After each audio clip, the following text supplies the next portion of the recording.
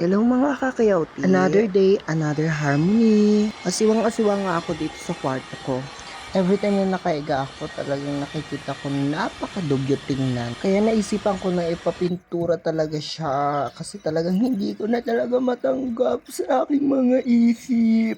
Kidding aside, gusto ko na talaga siyang ipa-renovate.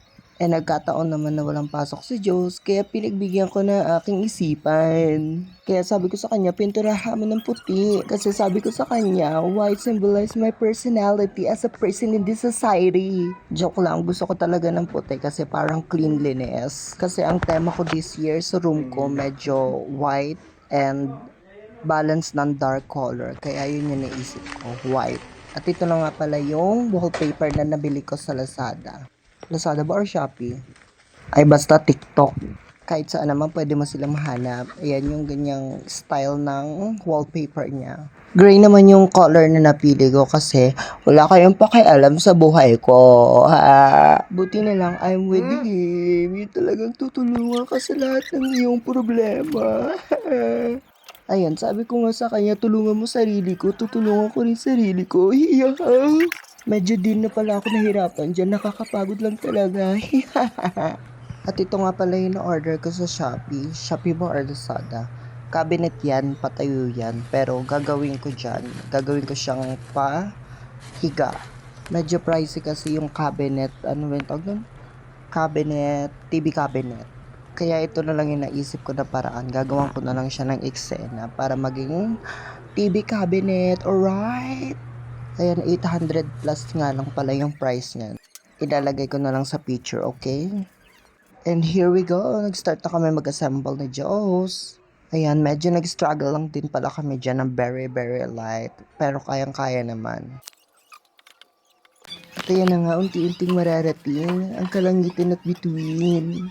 Kaya nabubuo na siya ng pa-slight-slight. Ayan na siya, oh. Pero natutuwa na ako dyan. Kasi nakikita na namin yung talagang pinaghirapan namin.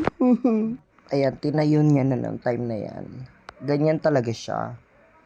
Pero ang bala ko dyan, ihihiga ako. At ito na nga, inaantay namin dilubyo. Medyo nainis ako ng very hard dyan kasi nawalan kami ng kuryente. Kasi ba naman, overdue na. Hindi pa rin kami bayad. Kaya yan, wala kaming no choice. Laputan ng eksena namin. Pero sabi ko, hindi ko talaga matiis yung pagkakataon na yan. Kaya pinuntahan ko talaga yung nagpuputol. Pero ending, wala kaming nagawa. So, ayun na nga, laputan na naman ng eksena. Grabe din yung pawis ko dyan, hindi nagbibiro talaga. Tagaktak kong tagaktak. So, ayan na nga, nilagyan na namin ng galamay yung cabinet para mahiga namin siya ng ganyan. Ayan. Binili ko lang din sa Lazada yan or Shopee.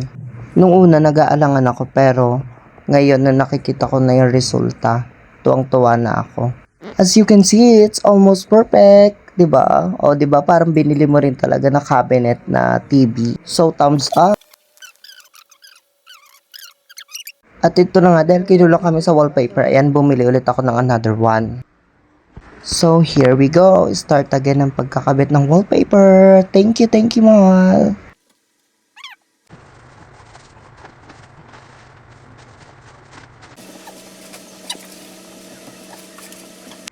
At ayan, bumili nga rin pala ako nung pahabang-pahaba na yan. Ayan yung parang salamin yan eh. Para may unting kalandian, yung kwarto. May unting kolorete, alam mo na kasi harmonize.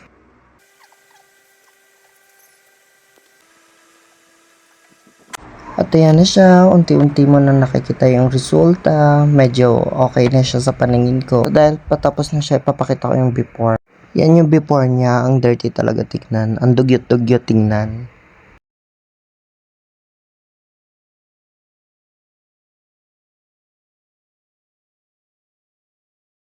And here is the after.